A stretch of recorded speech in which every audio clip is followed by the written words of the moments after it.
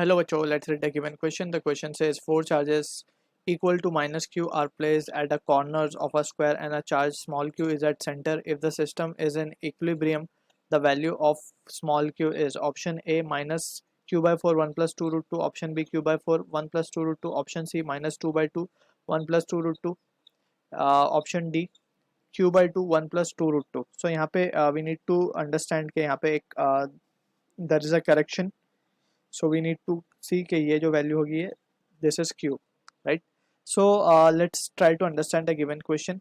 So first of all equilibrium की जब हम बात करते हैं so we need to understand जो summation of all the forces on the system will be zero, right? So this is the condition for equilibrium. अब हमने बात की है फोर्स की, so we need to understand कि जब भी दो चार्जेस रखे होते हैं so उनके बीच में जो फोर्स ऑफ अट्रैक्शन या रिपल्शन होता है that is given by Coulomb's law, which is F is equals to K Q1 Q2 upon R square, and we need to be careful Q1 Q2 का just we have to take the mod, and direction तो हम we can judge and can tell के direction क्या होनी चाहिए because we know के like charges repel करेंगे और unlike charges attract करेंगे, ठीक है? So this force can be attractive in nature or it can be repulsive in nature. So these are the important thing that we need to keep in mind. Also apart from this we will be going to use some vectors addition property like parallelogram law, जिसमें we calculate the resultant. So resultant अगर हम मान लें कि we have two vectors, एक p है और एक q है, both are represented on the side of a parallelogram and the angle between them is theta. So जो resultant आता है between the two, it is given by the formula r is equals to under root of p square plus q square plus 2pq cos theta, right? अगर p और q का magnitude same होगा so the resultant will pass from the exact bisector of the angle, ठीक है? वरना तो we can calculate that value of alpha as well, ठीक है? So फिलहाल मैग्नीट्यूड की बात कर रहे थे तो ये सारी चीज़ें basic understanding we must have. अब हमारा क्वेश्चन के हिसाब से will try to figure out और ड्रॉ द फिगर. सो हमारे पास एक स्क्वायर गिवन है. So this is the square that is been given to us. अब यही स्क्वायर के अंदर वी हैव सारे नेगेटिव क्यू चार्जेस कॉर्नर पर रखे हुए हैं, राइट? और बीच सेंटर में एक स्मॉल क्यू चार्ज रखा हुआ है. अब सिस्टम इक्विलिब्रियम में तो small value of charge Q की हमें वैल्यू फाइंड करनी है, ठीक है? सो इन दिस सिनेरियो हम मान लेते हैं कि ये पॉइंट हमारा 1 पॉइंट है, this is 2, this is 3 and this is 4, ठीक?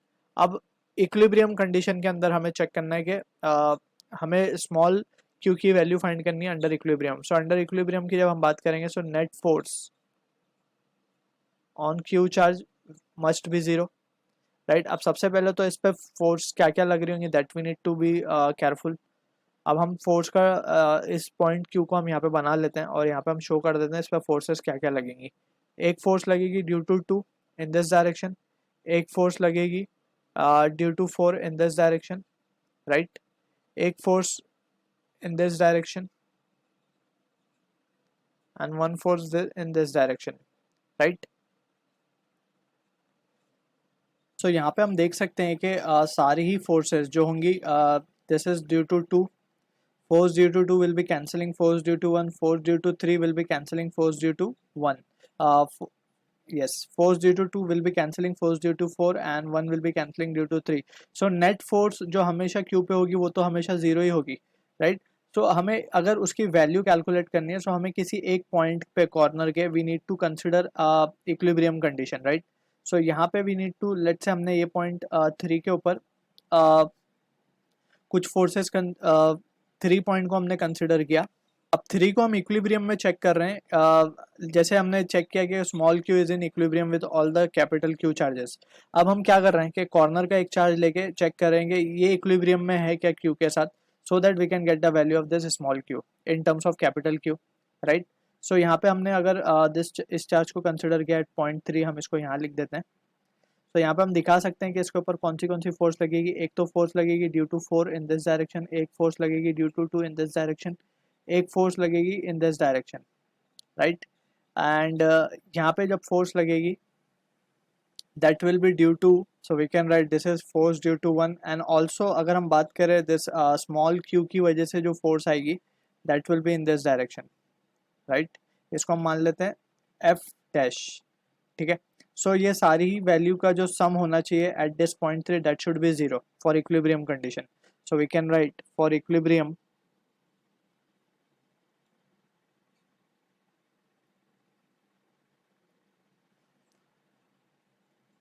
force, net force at 3 should be 0, right? अब in this situation हम क्या लिख सकते हैं? By superposition principle we can say that will be equals to f1 bar plus f2 bar plus f3 bar. f3 bar basically इसे हमने नाम दे दिया let's say f3. f3 की जगह हम इसे f dash bar कह देंगे, प्लस ऑफ f4 बार, ठीक है? अब हमें ये सारी वैल्यूज कैलकुलेट करनी है एंड f3 इनको इक्वेट कर देना है 0 से. अगर हम देखें ध्यान से 2 और 4 को, तो 2 और 4 पैरेललोग्राम लॉ फॉलो करते हैं, तो इनका जो मैग्नीट्यूड आएगा that this will be in this direction only f2 4. Just इनका मैग्नीट्यूड हम निकाल लेंगे, राइट? और यहाँ पे सब हम वेक्टर्स से शो कर रहे हैं, so we need to be careful. तो f2 4 का जो मैग्नीट्यूड आएगा that will be given by this parallelogram law. और यहाँ पे हम देख सकते हैं 2 और 4 के बीच का जो एंगल है वो 90 डिग्री है. सो cos 90 की वैल्यू 0 हो जाएगी. सो जो रिजल्ट हमारे पास बचेगा f2 4 के लिए, यानी कि इन दोनों फोर्सेस के लिए, तो इन दैट सिनेरियो हम क्या लिख सकते हैं? It can be written as under root of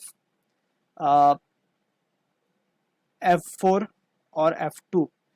f4 और f2 दोनों ही सिमिलर है, दोनों ही सेम डिस्टेंस a पे रखे हुए हैं, राइट? एंड जो फोर्स की वैल्यू होगी ड्यू टू f2 और f4 वो सेम होगी, और वो वैल्यू होगी k q square by a square. So हम यहाँ पे लिख देंगे k q square by a square, इसका द होल स्क्वायर करेंगे और 2 तो ट्वाइस हो जाएगी ये वैल्यू क्योंकि सेम है. तो this result comes out to be under root of k q square upon a square. So this is the value of this 2 हमें मिल चुका है. अब हम f1 की बात कर लेते हैं. f1 जो है उसका जो हम फोर्स निकालेंगे due to this charge on 1, इन दोनों के बीच का जो सेपरेशन होगा वी कैन सी क्लियरली, ये होगा √2 times of a, that is diagonal है वो. So we can say this value comes out to be k q square 2a square. f1 भी मिल चुका है. अब जस्ट हमें f डैश निकालना है. So we can take it on the next slide. So f dash की value हम क्या लिख पाएंगे? k q divided by distance between this two will be √2a बाय 2 का स्क्वायर, ठीक है? So this result comes out to be 4k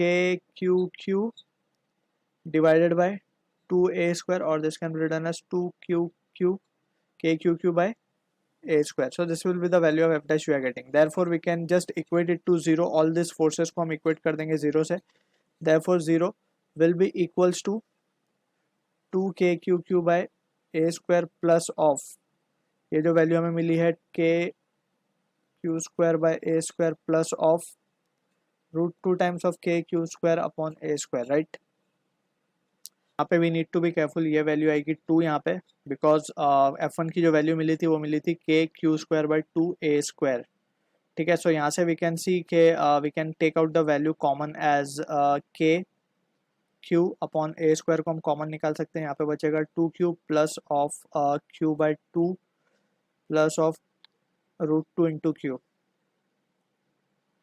right? और यहाँ पे है 0. So we can say therefore minus 2q will be equals to q को हम कॉमन निकाल लेंगे. So 1/2 plus of √2 and this will be giving us the value as q by 4 into 1 plus 2√2 with a negative sign, and this will be giving us the value of small q. So this is the answer to the question. तो अगर हम options देखें, so we can say option matching with this is our option number A. So I hope you understood the solution. All the best.